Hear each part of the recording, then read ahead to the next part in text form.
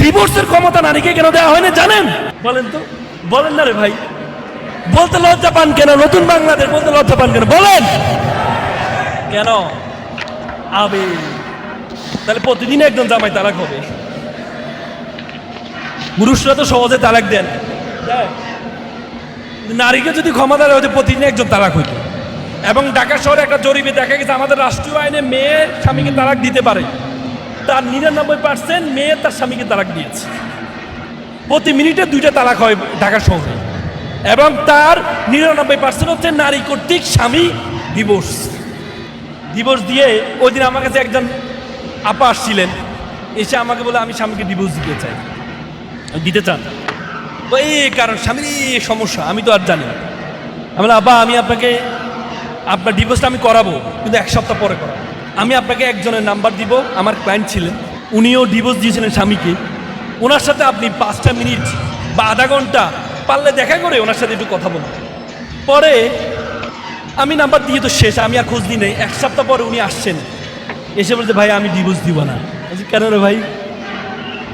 বলে যে ভাইয়া আমি ওনার সাথে কথা বলে যেটা বুঝতে পেরেছি, ডিভোর্স দিলে যে একটা মেয়ে তার বাবার বাড়িতেও কি হয়ে যায়, হ্যাঁ বোঝা হয়ে যায়। আমি ওনার সাথে কথা বলে বুঝতে পেরেছি আমি আমার ডিভোর্স দিব না। নারীরা একটা কথা বলেন, আমাদের এলাকায় একটা কথা বলে, আমার জামাই ভালো তার মেয়ের কথা শুনে, আর আমার ছেলে খারাপ তার বউয়ের কথা শুনে। নিজের সাথে আসলে বুঝেন নাই? হ্যাঁ, তার মানে ইসলামের যতগুলো বিধান আল্লাহ তাআলা তো সৃষ্টি করছেন আমাদের আপনাকে, নাকি করে নাই? করছে কিনা? তাহলে আল্লাহ যাকে সৃষ্টি করেছে তার মন মগজ চিন্তা ভাবনা কি আল্লাহ জানে না? জানে কিনা?